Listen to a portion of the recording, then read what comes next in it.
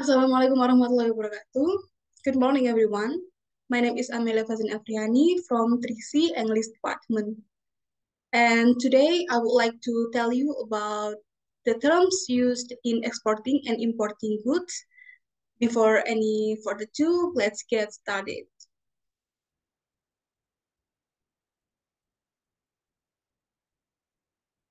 Okay, the first is the terms used in export, an example of the use of sentence.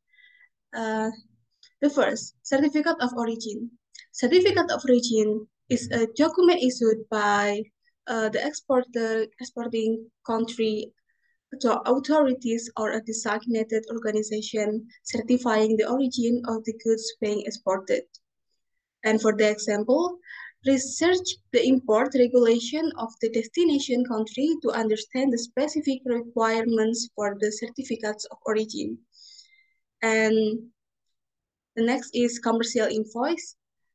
The commercial invoice is this documents issued by the exporter to the importer containing details of the goods being exported, such as description, quantity, price, and terms of sale. For the examples, the commercial invoice specifies the terms of payment agreed upon between the parties, such as the payment method and due date. And number three is licensing documents. This licensing document refers to documents required for obtaining license of permits for exporting goods, and for the example is the licensor retains the right to revoke the export license granted to the license if any violation of export control regulation is discovered. Next is pemberitahuan ekspor barang or PEB. Is a customs notification used to notify the export of goods in written form on electronic forms or data. And for the example, the following are the items details listed in this PEP: 50 units of computers, 30 units of laptops, and 20 units of printers. And the next is shipper's letter of instruction. This is a document provided by the exporter to the shipping company or freight forwarder, which provides instruction for the shipment of goods. And for the example, please arrange for the shipment of the following goods as per the details provided in these several letters of instruction. And next is prohibited and restricted goods.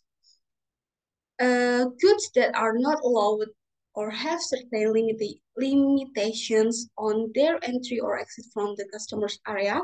For example, the export of firearms and ammunition is strictly prohibited due to national security concern. And the next is export duties. This refers to the tax or duties imposed on goods when they are being exported out of a country. And for the example, the export duty on oil and gas has been reduced in order to promote international trade and boost the economy. And the last is wrapping materials.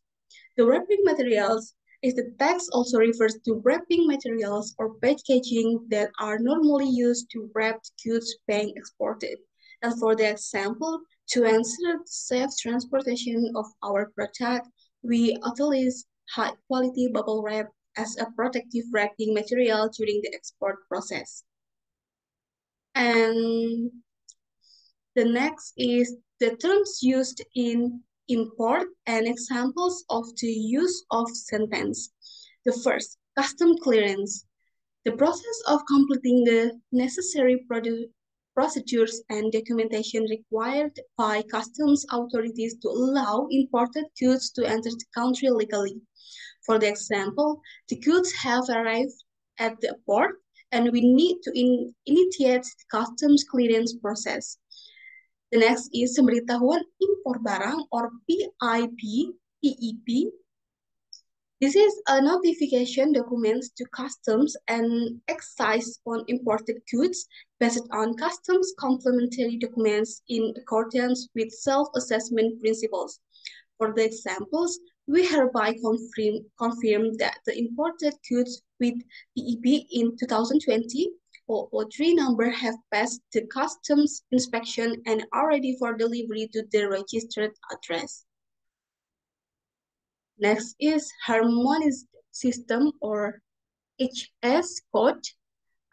This is a standardized international system for classifying and identifying traders' products. HS codes are used to determine the custom duties, regulation, and statistical data associated with specific goods. For examples, please provide us with the HS code for the product you wish to import so that we can determine the applicable duties and taxes. And the next is domestic port. The domestic port is refers to the port within the country where goods are received or dispatched for import or export.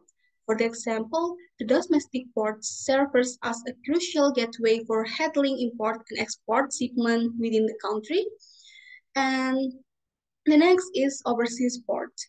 Overseas port is refers to the port located in a foreign country where goods are received or dispatched for import or export.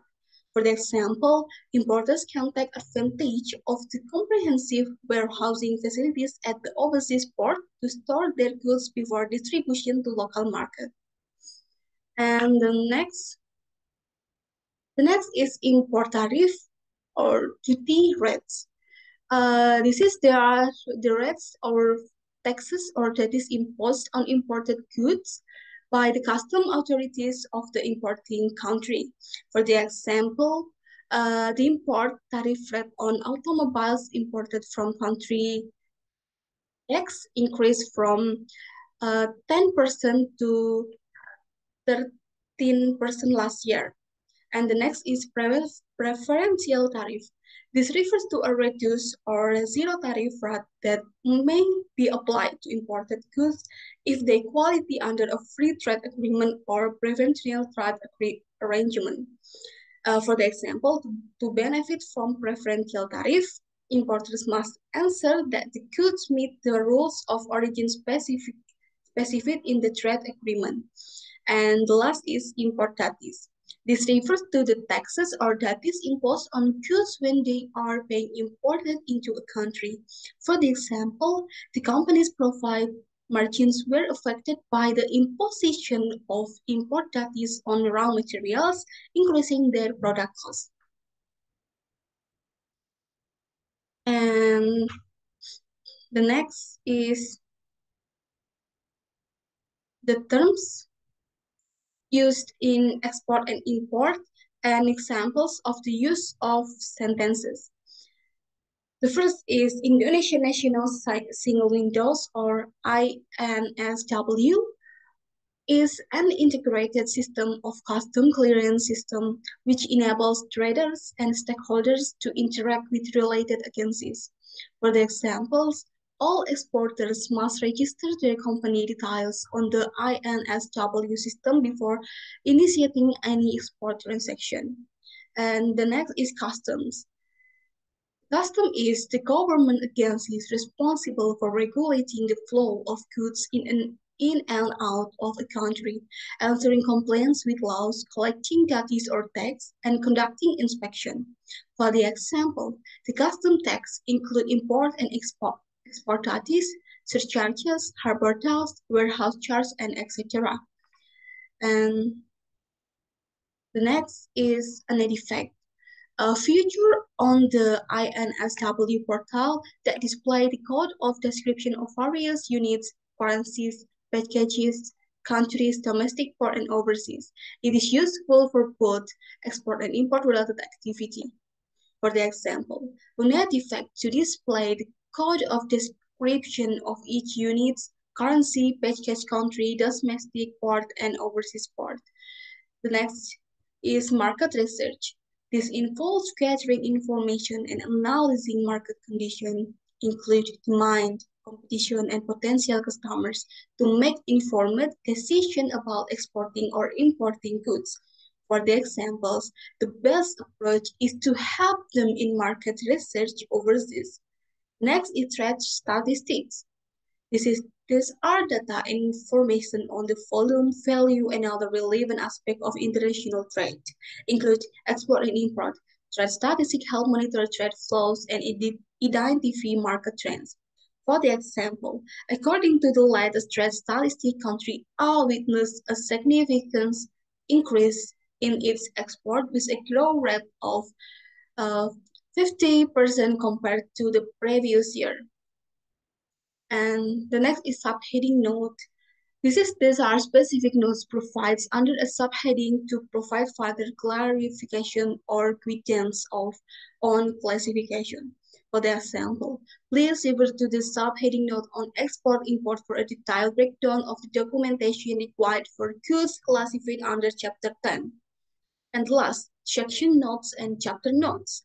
These are additional explanatory notes provided in the each system to aid in the classification of goods.